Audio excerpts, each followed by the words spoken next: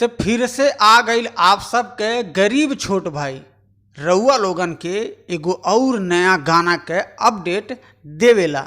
तो रउआ लोगन के हम बता दी कि भोजपुरी के ग्लोबल स्टार केसारी लाल यादव जी के एगो पारिवारिक फिल्म बा, जौने फिल्म के टाइटल बा श्री 420। जी हाँ बाबू, भोजपुरी में बहुत ही प्यारा एकदम फिल्म बा ए बाबू। परिवार के साथ में जाके रउआ लोगन थिएटर में देख सकल जाला, ऐसा मूवी केसारी लाल यादव जी बनौले बाटे। तो बाबू वही फिल्मिया के एगो गाना आ रहल बा, जवन कि आपके है गरीब छोट भाई रउआ लोगन के देवे आयल बा। तो कुछ घंटा पहले ही ई गाना के पोस्टर के लॉन्च कल गई है।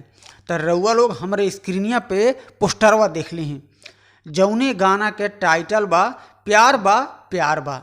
और यह वीडियो में सहायता महरा केसारी लाल यादव जी के साथे नजर आवे वाला बानी।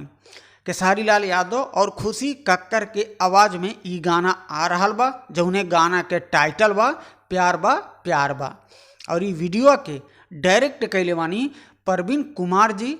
गाना और जे लिखले बा और जे म्यूजिक देले बा वो हैं कृष्णा बेदर्दी जी। रउआ लोगन के तब पता होखबे करी कि अधिकतर गाना कृष्णा बेदर्दी जी केसारी लाल यादव जी के लिए लिखे हैं।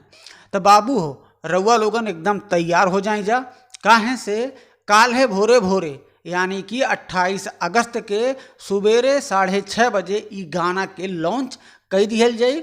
SRK म्यूजिक यूट्यूब चैनल बा, वही चैनलवा से लॉन्च कल जाई, जौने गाना के टाइटल बा प्यार बा। तो रउआ लोग हमेशा बनल रही और अपने है गरीब छोट भाई के हमेशा प्यार दुलार जरूर बना के रखी।